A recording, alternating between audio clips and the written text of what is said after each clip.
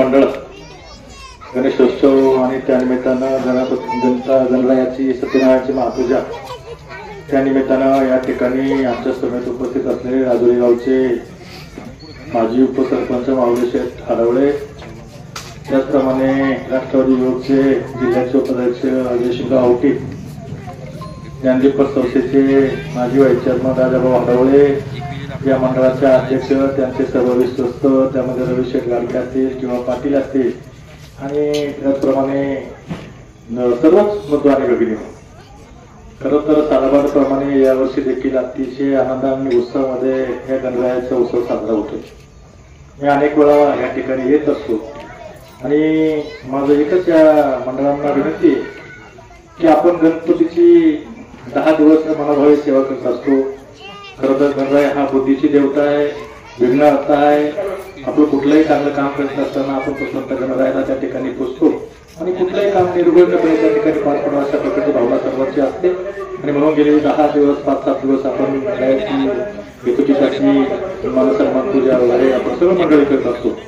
परंतु इंदिरानगरमध्ये रवी आपल्याला देखील कल्पना आहे, मी अनेक वेळा सांगत असतो की हा परिसर तसं पाहिलं तर अंतर्गत रस्ते झालेले आहेत, प्रकटीकरणाची कामं देखील झालेली आहेत, पेव्हिंग ब्लॉक देखील आपल्याला रस्त्याच्या बाजूने बसवलेले आहेत. परंतु सामाजिक वनीकरण होणं गरजेचं आहे. पाटील असतील, गाडेकर मामा असतील किंवा रवी असेल किंवा काशीनाथ शेठ आवटी असतील, हे दिग्गज मंडळी या भागात राहतात. गावगाड्यामध्ये महत्वाची भूमिका बजावणारी सारी मंडळी या ठिकाणी असताना आपला राजुरी गावचा हा इंदिराचा भाग, सुंदर गाव, सुंदर इंदिरानगर अशा प्रकारची संकल्पना राबवून रस्त्याच्या दोन्ही बाजूने रवी शेठ आपण मोठी झाडे असतील किंवा शोची झाडे असतील किंवा फुलांची झाडे असतील ती लावल्याच्या नंतर नाही म्हटलं तरी आपल्याला त्या ठिकाणी टेम्परेचरचा देखील आपण मेंटेन करण्याचा प्रयत्न करणार आहे आणि आपलं पर्यावरण देखील सुरक्षित राहणार आहे. आज तसं पाहिलं तर उन्हाळ्याच्या दिवसामध्ये पूर्वी मराठा, विदर्भ, राजस्थान या ठिकाणी 45-46 डिग्री सेल्सिअसचं तापमान असायचं.